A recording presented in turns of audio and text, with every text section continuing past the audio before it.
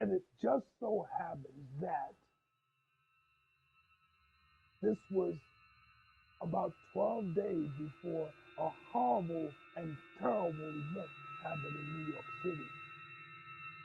It was about 12 days before the events of September 11th, 2001, where terrorists drove airplanes into the World Trade Center building. Well, it was kind of a normal, cool day. It was clear, it wasn't raining. It was early in the morning, about 6 o'clock in the morning. First time I noticed something strange, it was about 5 o'clock in the morning. When the incident first occurred, I was in the bathroom. I grabbed some ice cream and I started eating the ice cream. And it's actually when I ate the ice cream, I got what they call, headache from eating ice, and it was just excruciating. That's sort of how it began. The feeling was like someone hit you upside the head with a sledgehammer. And it just was a very eerie feeling. So I went back to the bedroom. So I figured, well, let me lay down like I had done before, and I'll probably feel better. So I lay down, and I was very restless. My stomach was just excruciatingly giving me a lot of nausea and feeling irritable.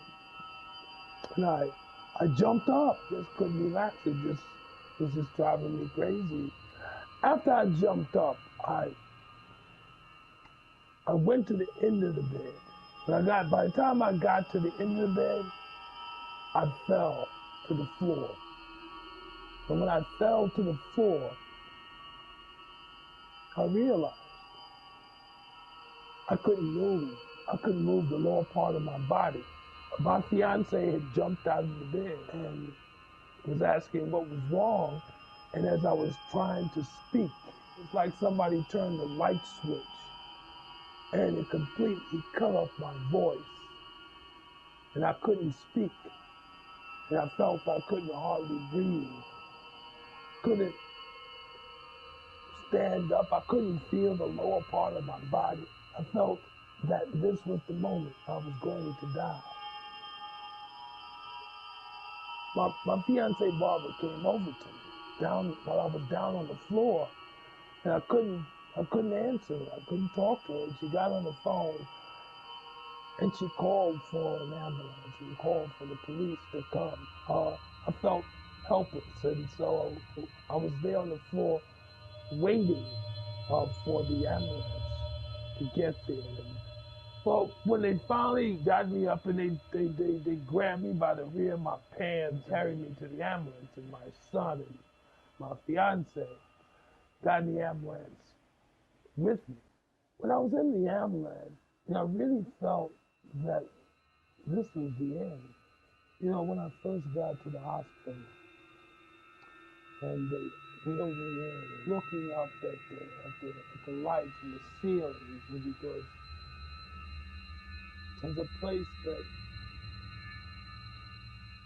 I didn't really want to be. It was one of the most horrible times of my life. And the reason it was because I've always been able to take care of myself. The greatest fear I probably have ever had was the moment where I could not take care of myself. When I got out of the hospital, I was in a wheelchair. I could not see. I had double vision. I could not see. I could not walk. Could not stand. I could not talk clearly. They used to have to feed me through a tube because I had problems where, because I couldn't talk, I had some paralysis of the vocal cords. I could not eat because they thought I would choke to death, or the food would go down into my lungs. I have problems with my balance. I don't have the same feeling as on the left side of my body. Literally, when I sweat, the first sweat happens on the right side of my body.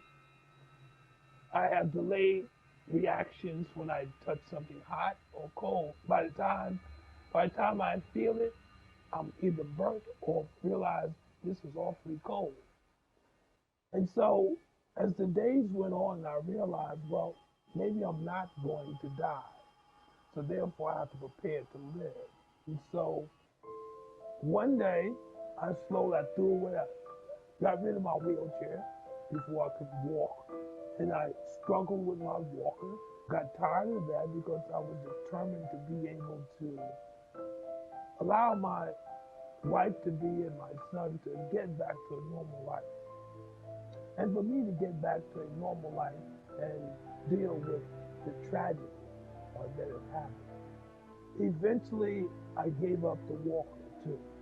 I started using just a cane. And at that time, I started really towards fulfilling my dream of always wanting to own a production company, to run a production company for theater. That's what I did. 2005, I started Wabi Sabi Productions. And through Wabi Sabi Productions, because of all the work involved, I was in a sense, forced to improve my strength. I think I'm as tough mentally as I was at any point in my life, probably much more so, because I do realize that in order to maintain the level of what I want to do, I have to be mentally strong and as physically able as I possibly can. So, I learned that the body and the people can adapt to anything. You just have to have the willpower and the strength internally to want to do it and then have faith in your higher being, your higher power, your God, and then just allow it to happen by doing it. I am Emmitt, and I am the victim of a book.